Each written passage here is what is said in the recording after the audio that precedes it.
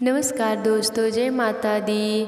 आज मैं आपको आश्विन मास के शुक्ल पक्ष की एकादशी व्रत में सुनी जाने वाली तुलसी माता की कथा सुनाने जा रही हूँ। तो प्रेम से बोलिए तुलसी माता की जय। एक गांव में एक लड़की अपने भाई और भाभी के साथ रहती थी। उस लड़की का विवाह नहीं हो पा रहा था।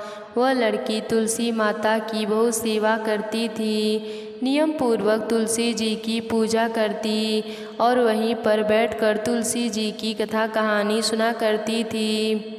लेकिन उस लड़की की भाभी को यह सब पसंद नहीं था। वह हमेशा अपनी ननद को ताने दिया करती थी कि जब देखो तब तुलसी जी के पास बैठकर कथा कहानी कहती रहती है और कोई काम धंधा नहीं करती। जब तुम्हारा विवाह होगा तो बारातियों को तुलसी खाने को दे दूंगी और दहेज में भी तुलसी ही दूंगी। कुछ समय बाद ननद का रिश्ता पक्का हो जाता है और विवाह का समय भी आ जाता है। लेकिन जैसे भाभी ने कहा था वैसा ही किया।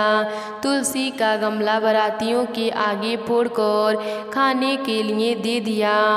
ननद तुलसी माता की परम भक्त थी। उसकी प्रार्थना करने पर फूटा हुआ गमला स्वादिष्ट भोजन में परिवर्तित हो गया और भाभी ने अपनी ननद को तुलसी की माला गले में पहना दिया और हाथों में पहना दिया। तुलसी माता की कृपा से वह हीरे मोती में बदल गए। वस्त्रों की जगह भाभी ने जनेऊ रख दिए जो सुंदर रेशमी वस्त्रों में बदल गए। इसके बाद ननद को विदा कर दिया। ननद विदा होकर अपने ससुराल पहुंच गई।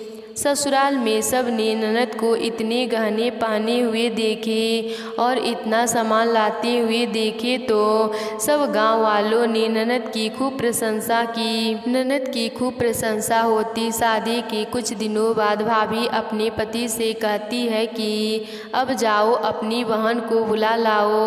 वह देखना चाहती थी कि हमने उसकी शादी इतनी गरीब घर में की है तो वह कैसे रहती है। भाई के पास अपने बहन को देने के लिए कुछ भी नहीं था। इस बात से वह बहुत मायूस था। लेकिन वह अपनी बहन को लेने के लिए चल पड़ा।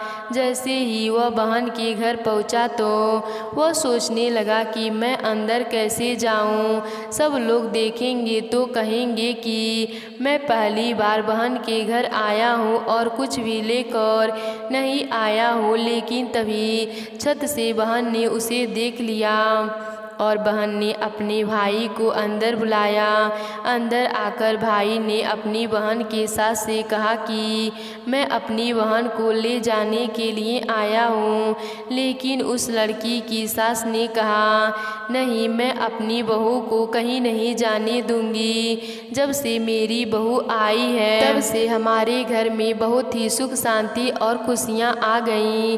अब मैं अपनी बहू को कहीं नहीं जाने दूंगी। लेकिन भाई के बार बार आग्रह करने पर लड़की की सास ने 2 दिन के लिए अपनी बहू को अपने भाई के साथ भेज दिया।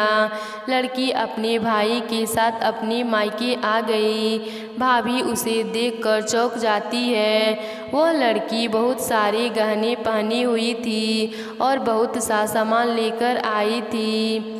भाभी यह सब देखकर पूछती है कि हमने तो तुम्हारा विवाह बहुत ही गरीब घर में किया था, फिर तुम इतने गहने और इतना सामान कहाँ से लाई हो। तब उस लड़की ने कहा भाभी यह सब तो तुलसी माता की कृपा है। भाभी ननद से और ज़्यादा जलने लगी। 2 दिन के बाद ननद अपने ससुराल चली जाती हैं। इसके बाद भाभी अपने बेटी को भी तुलसी माता की पूजा और कथा कहानी करने के लिए कहती है और कहती है कि तुम भी तुलसी माता की पूजा करो। देखो बुआ ने तुलसी माता की पूजा की तो उसे सब कुछ मिल गया। अगर तुम भी तुलसी माता की पूजा करोगी तो तुम्हें भी सब कुछ मिल जाएगा। लेकिन उसकी बेटी ने मना कर दिया।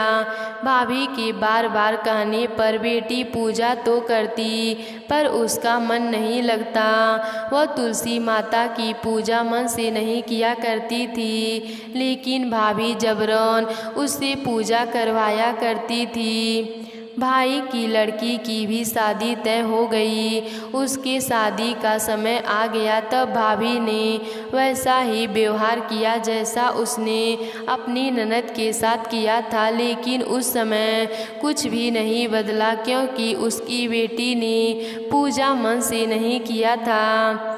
लड़की अपने ससुराल चली जाती है, वहाँ भी उस लड़की की बहुत बुराई होती है। सब गांव वाले बोले उस लड़की और उसकी माँ की बहुत बुराई करते हैं। कुछ दिनों बाद उसकी माँ अपने पति से कहती है, जाओ मेरी बेटी को ले आओ। उसका पति अपने बेटी को लेने जाता है और बेटी अपने घर आ जाती है, लेकिन बेटी पर कोई गहने नहीं थे, कुछ भी नहीं था। वह बहुत ही गरीब हालत में थी। तो भाभी यह सब देखकर कहती है कि तुमने अपनी बहन का विवाह तो इतने अच्छे घर में कर दिया, वह देखो कितनी अमीर है, और मेरी बेटी का विवाह इतने गरीब घर में कर दिया। तब भाई कहता है कि मेरी बहन ने तुलसी माता की पूजा मन से किया था तो उसे उसका फल मिला, और तुम्हारी बेटी ने तुलसी माता की पूजा मन से नहीं किया था तो उसे वैसा ही फल मिला। जो जैसा करता है उसे वैसा ही फल मिलता है, इसमें किसी की कोई गलती नहीं है। उसकी भाभी अपने की गई गलती पर रोने लगी और तुलसी माता से क्षमा मांगने लगी। तो प्रेम से बोलिए तुलसी माता की जय, विष्णु भगवान जी की जय। एक गांव में एक बुढ़िया माई थी। वह तुलसी माता की परम भक्त थी। वह रोज तुलसी माता की पूजा करती और तुलसी माता से एक ही बात कहती, तुलसी माता सबकी दाता, मैं विरला सींचूं, तू कर निस्तार मेरा। तुलसी माता अड़ुआ दे, लडुआ दे, पीताम्बर की धोती दे, मीठा मीठा ग्रास दे, बैकुंठ का वास दे, चटके की चाल दे, पटके की मौत दे, चंदन की गांठ दे, झालर की झनकार दे, साईं का राज दे, दाल भात का जीवन दे, 11 की मौत दे, और दे श्री कृष्ण का कांधा दे। बुढ़िया रोज आती और रोज यही बात कहती। तुलसी माता उसकी बात सुनकर सूखने लगी। एक दिन भगवान श्री कृष्ण ने पूछा, हे तुलसी, तुम्हें गांव की इतनी औरतें सींचती हैं, मीठा भोग लगाती हैं, गीत सुनाती हैं, फिर भी तुम क्यों सूख रही हो? तुलसी माता ने कहा, भगवान, एक बुढ़िया माई रोज मेरे पास आती हैं और रोज मुझसे यह सब कहती हैं।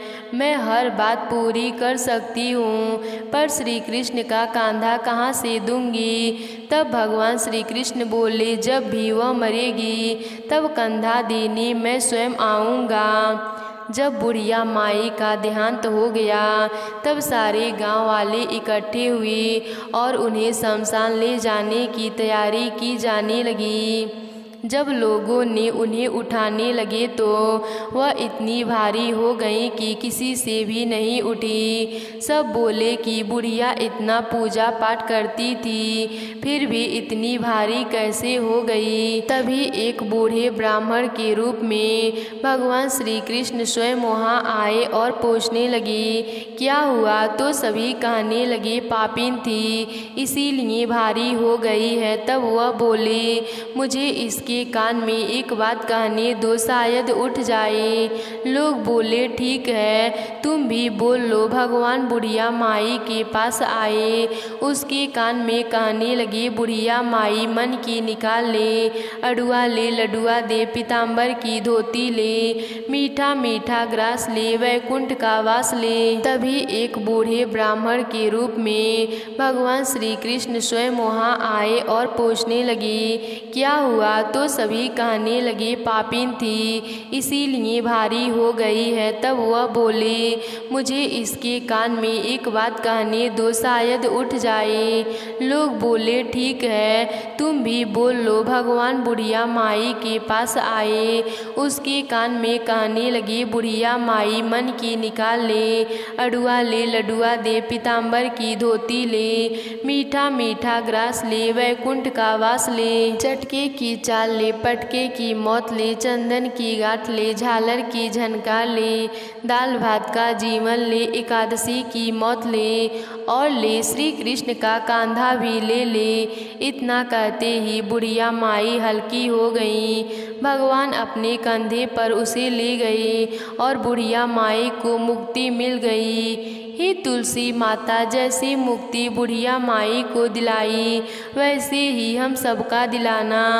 जैसे उसे श्री कृष्ण का कांधा मिला, वैसे हम सबको दिलाना। तो प्रेम से बोलिए तुलसी माता की जय, श्री कृष्ण भगवान जी की जय।